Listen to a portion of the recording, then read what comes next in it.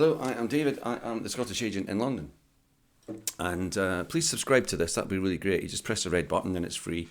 And I look and I see, oh, there's a couple more subscribers. That's nice.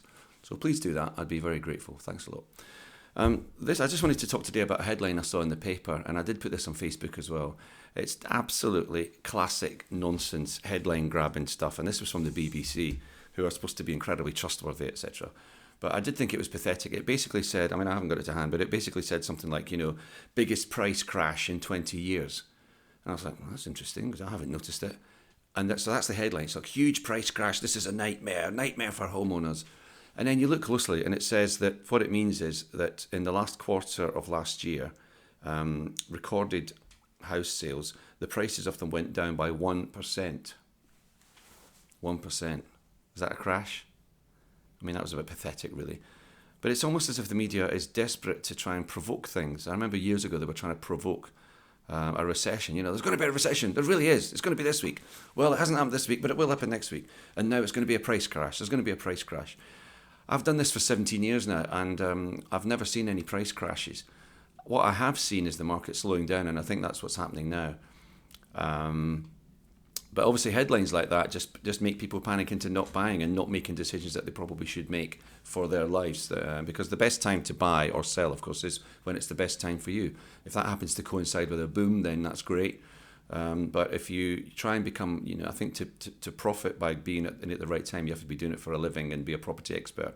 But if you're buying and selling your own home, that's a different ballgame. So I don't think there's going to be any price crash. That pathetic 1%, that doesn't really matter. What is happening is that the boom that began after the last general election over 3 years ago has definitely slowed down. As I said before here, that was actually boosted excuse me, by COVID, with people's lifestyles changing and people moving, etc.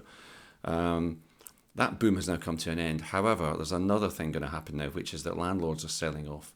And also anybody else, not just landlords, anybody else whose mortgage is up for renewal this year is going to find that the premiums are going to rocket. So there will, strangely enough, the market will be boosted by that. There's always a market anyway, because people need to move. People's lifestyles change. They move jobs, that children grow up, children are born, etc. So there is always a market, but it will be boosted this year by people coming to the end of mortgages and having to downsize. There's going to be lots of downsizing going on. But crash, I remember in 2019, the sort of Brexit paralysis year, the governor of the Bank of England. I mean, I love Canada, but I'm afraid I didn't like this Canadian chap very much. And he kept saying there might be a price crash. It was like a terrible accumulator bet. If this happens and this happens and this happens and this happens, well, if that happened as well and then that happened, then if all that happened, then there could be a price crash and it could be up to 35%. And of course, the papers, as he knew, would just print the 35% crash to come. So anyway, a bit of a rant for you there. I don't see any crash coming. There's too many people with too much money still in London. We hear about the people doing badly, and of course there are a lot, and it's sad to hear that. But there are still tons and tons of people in London with plenty of money.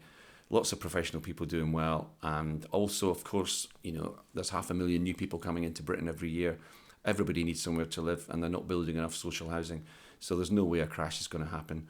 All that's going to happen is that the rate of increase will slow, and probably won't be an increase this year, or maybe a small one. But there ain't going to be any crash in my view. I know it sounds like famous last words, but I've said this a few times and I've been right before. Thank you for watching. Please subscribe to this. I'd be really grateful. It's always good to look and see that a couple of other people have subscribed. So please do that. And thanks for watching, and I'll see you next time. Cheers.